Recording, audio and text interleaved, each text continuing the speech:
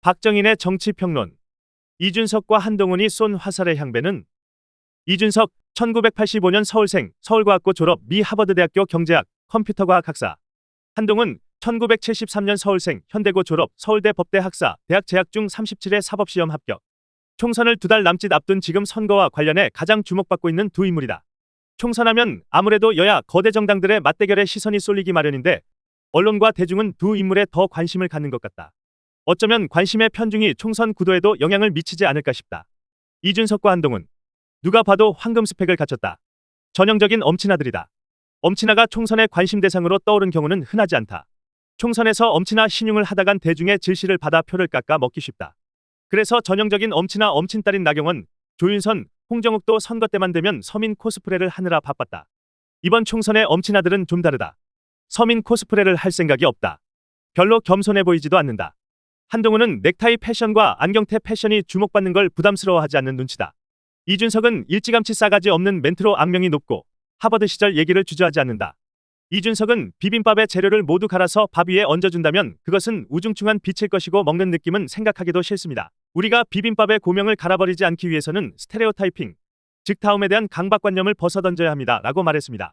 내가 잘나서 엄친아인데 남들 눈치 보느라 일부러 맞출 필요가 없다는 자세다. 나는 나이지 누가 나에게 어떤 사람이 되라고 강요할 이유가 없다는 MZ세대의 마인드다. 두 사람의 두 번째 공통점은 민주화 이전에 대한 경험의 부재이다. 한동훈은 유치원을 다니며 80년 봄을 맞았고 87년 체제의 출범을 중학생 때 겪었다. 이준석은 심지어 광주민주화운동 시절 태어나지도 않았다. 이들에게는 유신독제도, 신군부 쿠데타도, 87년의 질풍 같던 나날도 기억에 없다. 기억에 없으니 민주화 운동에 참여한 자부심이나 참여하지 못한 부채의식 역시 없다. 요즘 세대가 그 시절을 택시운전사나 서울의 봄 같은 영화로 이해하는 것과 맥이 닿아 있다. 그래서 그런지 이준석이 국민의힘 대표로 광주를 찾아갔을 때 과거 보수정당 대표들과는 분위기가 달랐다. 조심스럽거나 어색하지 않았다.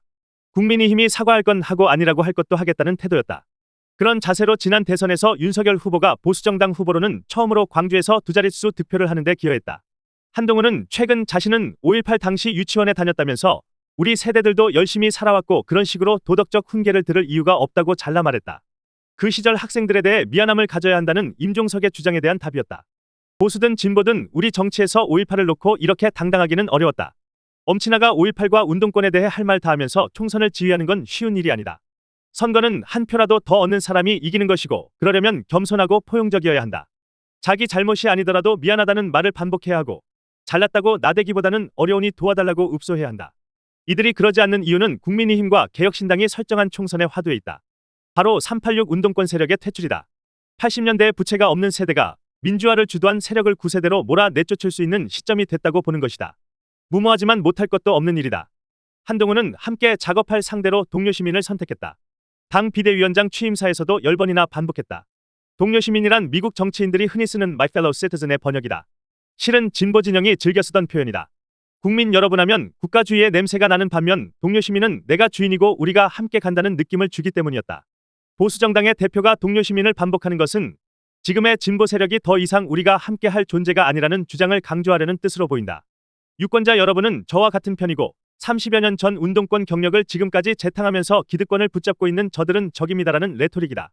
이준석은 공정을 강조하는 것으로 운동권 세력과 구보수 기득권 세력을 한꺼번에 공격한다. 학생들이 물고 태어난 수저의 색깔 때문에 꿈을 지어나가야 하는 사회는 공정하지 못합니다. 경쟁의 출발선에 서기 전까지 아이들이 부족함을 느끼는 일이 없도록 공교육을 강화하는 것이 우리의 책무입니다. 그는 대한민국 시민 여러분, 여러분을 모두 미래의 정치로 초대하겠습니다라면서 과거와의 결별을 촉구했다. 여기서도 시민이 언급된 게 인상에 남는다.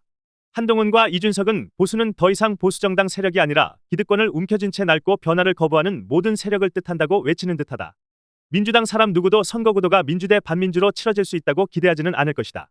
하지만 민주당 내 상당수 인사들은 아직도 선거가 서민대 부자, 소외된 자 대 기득권자 같은 고전적인 구도로 치러질 수 있다고 믿고 있다. 이런 믿음은 서민과 소외된 이들이 자기 편이라고 오해하는 데서 출발한다. 하지만 민주당은 너무 오랜 기간 시대 변화에 맞게 스스로를 재정비하는 데 소홀했다. 80년대, 90년대부터 이름을 들어봤던 사람들이 아직도 당의 자리를 차지하고 있다. 새 피를 수혈했다고 하지만 겉만 새 피였지 속은 낡은 민주당 정서 그대로였다. 과거 기업이나 중도 보수 진영에서 영입한 인사들 상당수는 정책과 이념의 다양성을 인정하지 않는 분위기에 질려 발길을 돌렸다. 이 현실을 80년대로부터 자유로운 보수의 리더들이 마음껏 활용하기 시작한 게 이번 총선이다. 민주당은 선거구도를 윤석열, 김건희 심판으로 잡고 싶겠지만 한동훈과 이준석이 운동권 386을 기득권으로 규정하고 공격에 나서면 대통령 부부는 관심사에서 빠질 가능성이 작지 않다. 이미 국민의힘 후보들은 대통령과 악수하는 사진 대신 한동훈과 어깨 동무하는 사진을 선택하기 시작했다. 김건희 씨가 디올백을 받았다 들키고 대통령 지지율이 30%대를 맴돈다고 해서 민주당이 선거 결과를 낙관할 처지가 아닌 것이다.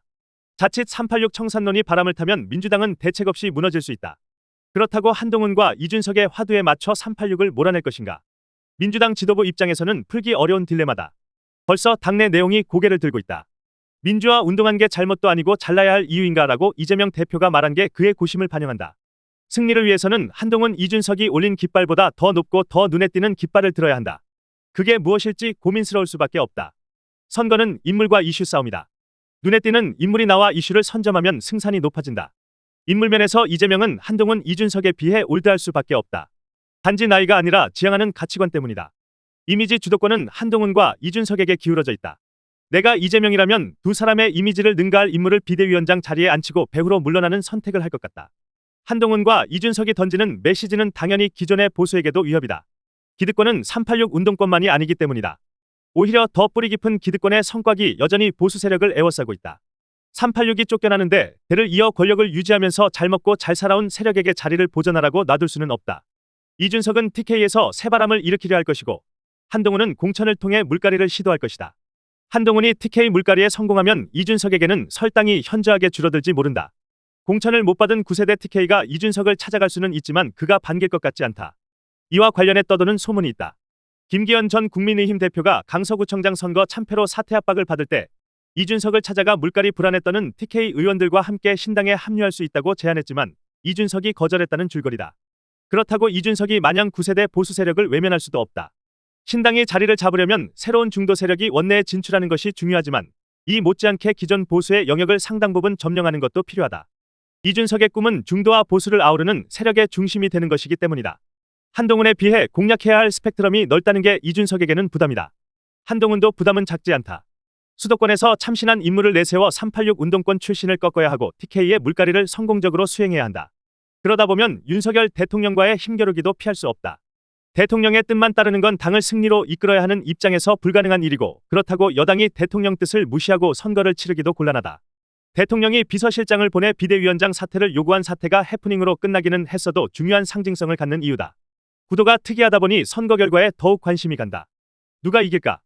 국민의힘이 과반수를 차지하는 경우를 보자 한동훈은 대선을 향한 날개를 달게 된다.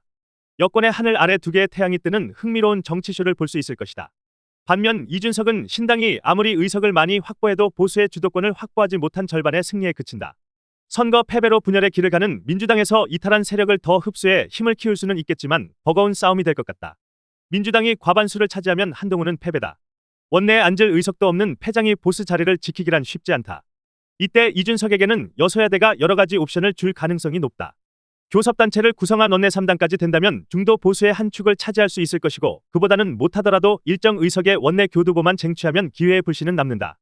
여야 모두가 과반수를 확보하지 못하고 이준석의 신당이 교섭단체 구성에 성공한다면 이준석에게는 꽃놀이 패가 주어지는 셈이다.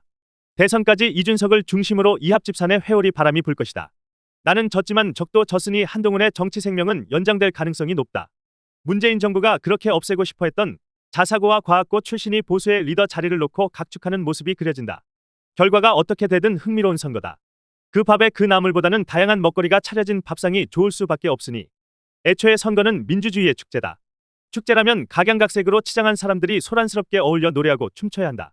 각자 자기 노래를 부르며 춤추다가 옆 사람과 리듬과 박자를 맞춰 즉석에서 새로운 퍼포먼스를 만들어낼 수도 있다. 유권자들이 즐거워해야 할 일이다. 더 칼럼니스트